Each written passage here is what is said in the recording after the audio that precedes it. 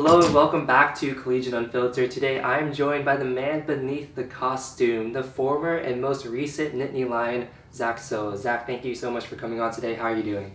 I'm fantastic. How about you? I'm doing great. So the last time we all saw you as the Nittany Lion was a few months ago at Thon. How important was it for you to end your career as a lion at Thon? Is it standard for all lions, or is that something you specifically vouched for?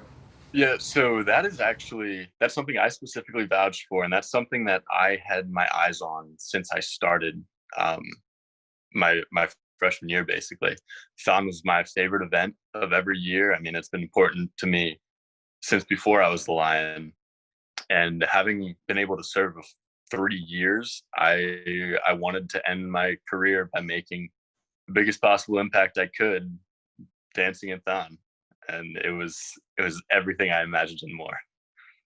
So at Thon, you were also a dancer. You danced alongside Eric Gaspich, the mic man, and together you raised the most money out of all IDCs. When you found out on stage that you guys had raised the most money, what was that moment like? I remember I was in the pit, in the media pit, and I saw you guys jumping up and down, hugging each other. What was going through your head at that moment? Geez, really, more than anything, it was just like we did our mission, exactly what we set out to do. My goal was to make my biggest impact ever. I set out to make that impact both emotional, which it like always is as a Lion, but also like financial. And I knew that I had a platform, and Eric had a platform that we could really capitalize on a lot of people's desire to help. Um, so yeah, I mean, that number showing up on the screen was just a reminder to us, like, you did it. Like, this is, you put everything out there and made the impact that you set out to do. So obviously that was a huge moment for you at Thon, but I'm sure you have a lot of other moments from your 3 years as a lion that stick out to you. Do you have a favorite memory? I know there's a lot to choose from. Um, yeah, there are a ton to choose from, and I would say, I'd say my favorite is one that I kind of always wished would happen, and I was lucky enough that it did happen pretty early in my career. My first ever bowl game was the Fiesta Bowl, and when I became the Lion, I always dreamed of this moment that there would be like an errant punt or something that I could catch on the sidelines or something like that. But sure enough, in the Fiesta Bowl, Jake Browning from Washington rolled out, threw a pass off target to his wide receiver, and it was perfectly on target to me. I caught an interception, and it was on ESPN for several days afterwards. So yeah, that was just such a funny, surreal experience. I can just imagine like the ball coming like this is my chance. Yeah, don't blow it was the thing going through my head. So I'm sure football. Obviously, that's a fun event. Is there an event or a sport besides that you really enjoyed working? I would say that wrestling was the biggest shock to me. Um, Besides whiteouts, the most impactful sports event to me was the dual meet against Ohio State during my sophomore year when we secured the Big Ten championship, the dual meet championship. Anyway, like the environment there is just unbelievable, and our wrestling team is such an elite team. So having not grown up a wrestling fan, it was it was a lot to take in to just see like the elite caliber of wrestlers that I was amongst, and the fans that were so passionate about it. So yeah, wrestling is an incredible sport to watch, and I highly recommend it to anybody who hasn't been. On a year-to-year basis, or maybe more of a weekly basis, what's the time commitment like? I know you mentioned it's about 350 events to work a year. How do you balance that with other things in your life?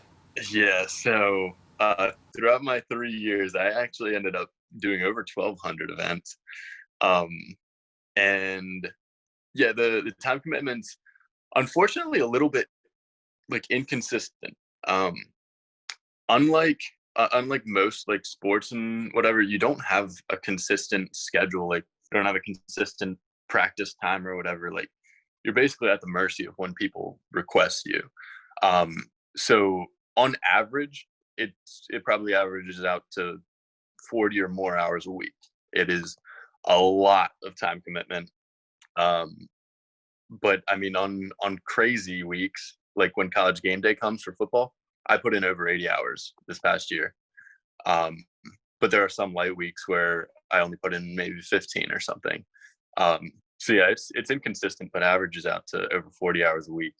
So the whiteout week, you just said 80 hours. I'm sure, when the time comes for the actual game, you're exhausted at that point. When you take those hundreds and thousands of pictures with all those fans, are you smiling the whole time? I know your face is Absolutely, covered, but every time you pose, do you? absolutely smile. And that's number one because like it's just more fun to do. So like it's pretty funny whenever I'm acting out like whatever emotion, I can promise you that my face reflects exactly that. Um, so yeah, whatever emotion that the lion's body appears to be portraying, I've always thought that it would be so funny to have like a GoPro on my face inside the the mask because I'm sure the faces I make are hilarious. But yeah, I'm always smiling, especially because every once in a while, if there's flash, you can see through and see those nice pearly whites. I wish. Got to make sure they're on display for that off chance.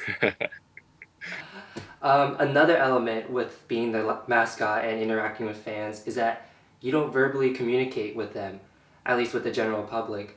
Has that ever been a struggle? Was there ever like miscommunication or frustration with that? Yeah, um, and that happens fairly frequently. Um, the frustration, I didn't get frustrated too frequently, um, just because I knew how difficult it was to interpret. Um, but no, when I first started, I wasn't very good at communicating nonverbally, but you you pick up experience and become better at it. People around you frequently become better at understanding your nonverbal language. And yeah, I mean, it's obviously a struggle, but it works. And then when you're crowd surfing up Beaver Stadium, are you ever nervous about being dropped? I can't imagine me putting my trust in all those students to carry me up. Yeah, so I was dropped on a few occasions actually, um, and it's pretty hilarious. Like that experience is surreal because I mean you have so many people commenting that oh he's so sweaty, so many people commenting oh he's so heavy, and like so you just gotta put up with whatever they're saying, and also there's a very common habit of instead of focusing on passing the lion up to the top, people more so focus on getting their selfie with the lion who's being crowd surfed. Um, so there's less effort and less help getting the lion up, and oftentimes that will result in people not being able to support the weight of the lion. So I highly encourage people to stop doing that. Focus on getting the lion past you, and then take your picture.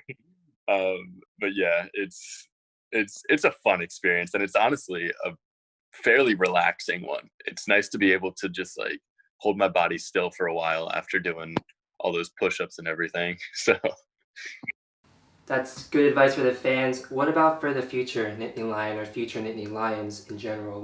What's one piece of advice you would give them? biggest thing is like realize quickly how big of an impact you are capable of making. Go out and make it as big as you possibly can. You're given this incredible like power by being gifted that role, and the people who have come before you have developed that character into one of the most beloved characters in the nation, and that gives you an incredible ability to make the lives of others a lot better no matter how your own life is feeling at the time. So yeah, I just encourage them to go out and emphasize that impact and further the character, develop it even more. And then for you personally, what's next for you? I know you're a cybersecurity analytics and operations major. Is that sort of the career path you're looking to pursue?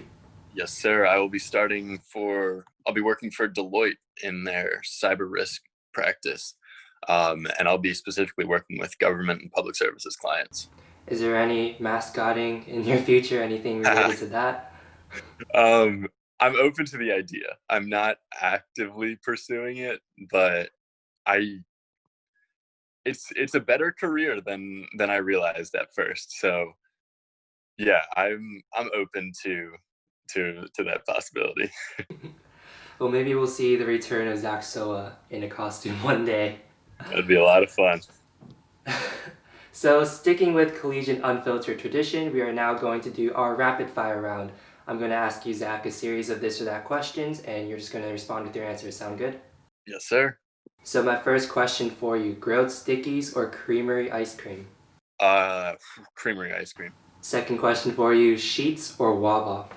Sheets. Third question for you, fictional Penn State alumni, Dwight Schrute or Bruce Banner? Dwight. That seems to be the toughest question for people. Another Beaver Stadium food, chicken basket or pizza cone? I can't really answer that. I never had a chicken basket. You've never had a chicken basket? Chicken basket, yeah. I mean, people talk so highly of it, and some people like chicken baskets more than the Lion, so I'm gonna say chicken basket. You never had one like backstage before you came out? No, we've got other stuff back there, but yeah, no chicken basket. Surprising. And then I feel like I might know the answer to this one already, but better place to take a photo at, the We Are statue or the Lion Shrine? Lion Shrine. Easy. So I got it. Well, that's going to do it for Collegian Unfiltered. Make sure to follow Zach and the Collegian on all our social media shown on screen. Zach, once again, thank you so much for coming on. It was a pleasure speaking with you. You too, my man. Thank you.